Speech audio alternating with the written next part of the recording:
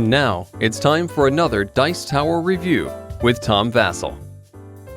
Hey everybody, today we're taking a look at Mage Wars Arena, Paladin vs. Siren. This is an expansion set that has some new creatures in it. It has the Paladin versus Siren, which is kind of on the cover here. Now this is for Mage Wars Arena. I know it's confusing. There's Mage Wars Arena, which is the big original Mage Wars, and there's Mage Wars Academy. The stuff in this set does not work in Mage Wars Academy. Some of the cards possibly might work, but Arcane Wonders still will not release which cards can be used in Academy, which I think is a mistake. I think they should say in this game, hey, these cards work in Academy, because then that even give us more reason to buy the set. But anyway, this works only with the original one, but it adds some new ones. So we've seen a lot of different different mages show up over the years in Mage Wars. We now are seeing some new mages that are in the same category as the mages. So we see the Paladin, which is a holy mage, and then we see the Siren, and she is a aquatic mage. Actually, she's totally new. She's a new mage as far as I can tell, a Shoals Deep mage. But I do like the Paladin being as a holy mage. So we have something that's like kind of like the priest, except he'll run up and stab you. So let's take a look at the cards that come in this game.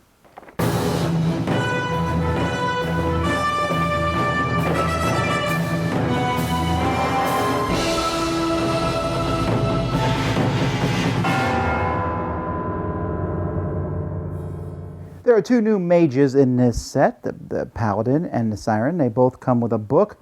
The Sirens, I really like both of their new spell books. They just have a good look to them. The Paladin's looks heroic, and the Sirens has tentacles on it, I guess to attract Cthulhu fans. I know that there's octopuses and stuff in the ocean. The cards themselves, let's zoom up on there. The artwork's good, although Arcane Wonders continues to do their feeling that pretty much any female needs to wear not much armor at all. But we're going to take a look here at each of them. They each kind of have some special abilities. The Siren, which has less hit points than the Paladin, the Siren has Siren's Call, where they can basically, for a quick action, make somebody run towards them. And there's also new spells in the set that are songs that will affect the enemy and do different things. And the Siren can put these fermented tokens on and basically pay to extend the length of these songs. The Paladin can challenge someone, which means he and that person are going to re-roll rolls against each other, and he will gain valor if that person doesn't attack him. There's other ways that he can gain valor too if he attacks the strongest enemy on the board, and he'll be using these valors. Sometimes spells need valor to activate, but mostly the Paladin is going to be activating auras. He has 6 different auras that he can activate: the Resolute, the Solar, the Cleansing, the Martyrs, the Retribution, and when he activates one of these, it comes into play and gives him special abilities. Now, unfortunately, there's no card for these special abilities. You have to look up in the rules. One of them lets him heal people. One, whenever the Retribution, for example, if someone hits him, they take damage. He has one that basically gives armor to friendly creatures in the same region as him. And so you're going to have to decide which of these auras are best. He's also a fairly powerful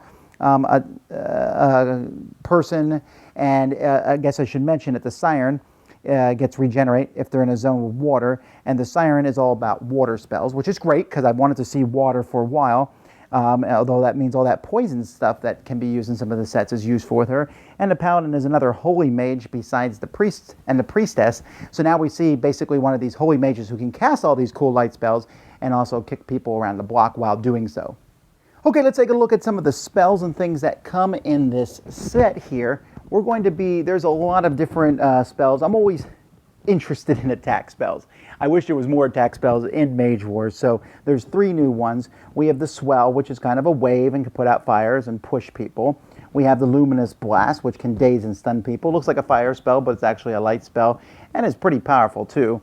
And then we have the Super Tsunami spell, which is expensive, but basically goes in one direction, so it just keeps hitting each zone, which I really do like. If you're playing against someone who uses a lot of small monsters, this can be very deadly. Another card I really like here is this Hydrothermal Vent, which is essentially a very dangerous trap, which kind of hits someone with a water attack. Drown is another one I enjoy because you can basically, you are suffocating somebody. Suffocating is kind of a status now where when someone has suffocating, they get life -2, and the more they suffocate, the more deadly it could be. They can pay to get rid of suffocate tokens, but you can keep this on them to do nasty things to them. We then have the Song of Love and the Chant of Rage. These are kind of opposite. You have a love token and a hate token. I should mention that there are suffocate tokens. I didn't show you them. Here's the love token, and here's the hate token. The love token will draw someone towards you, where you can then punch them in the face, and the chant rage will make someone attack you. And the love token, you can't attack that person either. The hate rage will draw someone towards you, where you can also punch them in the face. We also have blind. This one I enjoy a lot. Eye for an eye, where whatever damage you take, or I take, so do you. We got a nice little healing spell. Lifelink here, where you can basically heal someone else at the cost of yourself. Knight's Courage, when you're attacking the strongest enemy creature, you get +2 and piercing 1. That's a great one to cast on the Paladin himself. And we got Battle of Courage, which is nice here, where you can get charge +2 and fast. It's really nice to give fast to several of these creatures. There's a lot of creatures you probably can think of right now. You give fast and charge +2. Yeah. Then we got some of the incantations here. Lesser Teleport. This is a nice way to throw a slow beast faster towards the other person.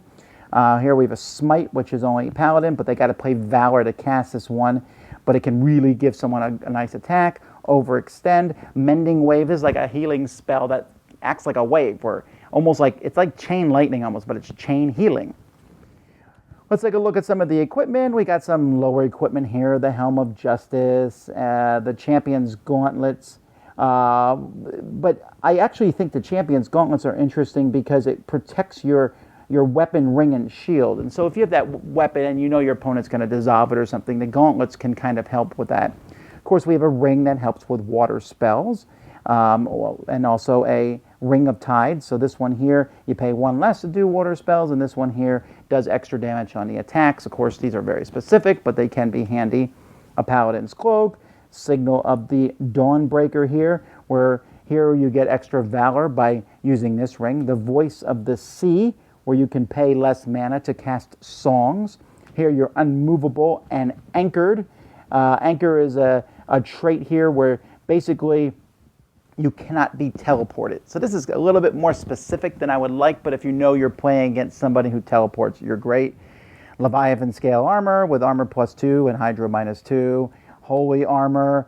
Trident, I do like the Trident a lot because you have a regular attack with it that's piercing and pushing, but you can also extinguish stuff and have a nice little water attack with it.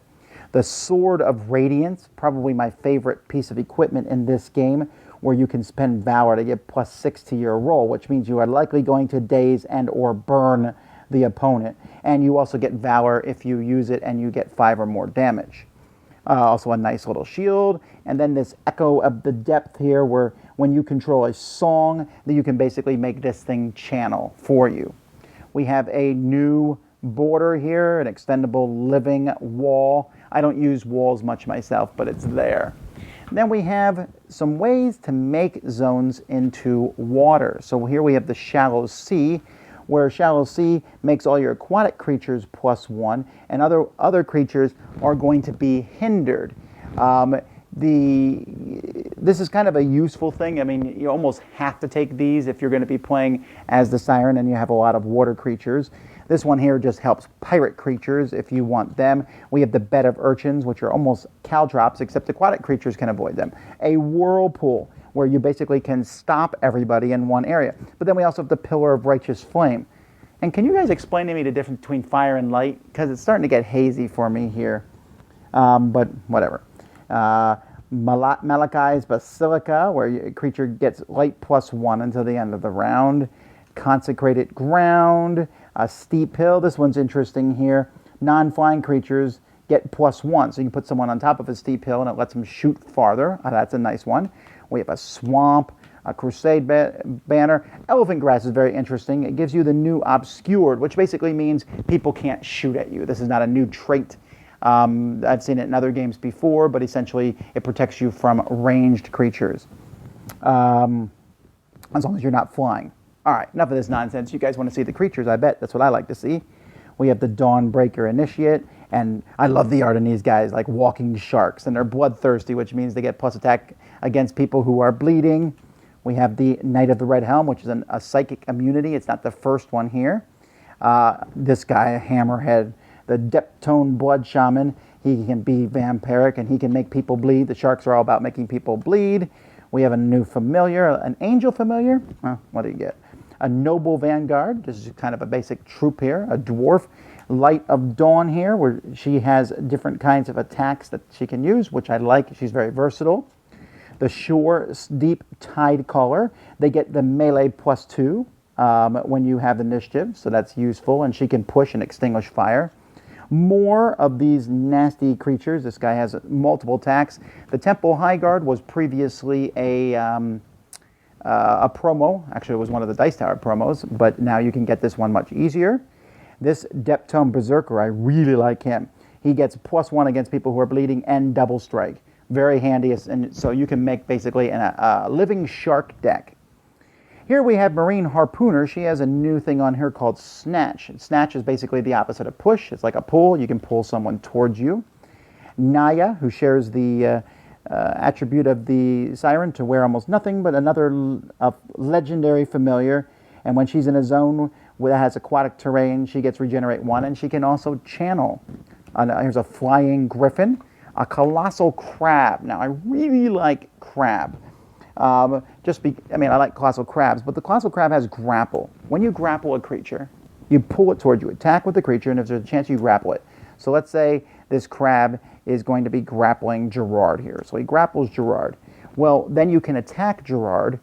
He has to try to get away from being grappled, but you can attack him. It has to be a different attack. But you notice here, his attack is 4. This is a much better attack, and he can nail this guy once he's grappled with him. And this also says during the upkeep phase, his prey, which is the person you're grappling with, takes 2 direct damage. That's fun. A new Angelic Templar, another angel.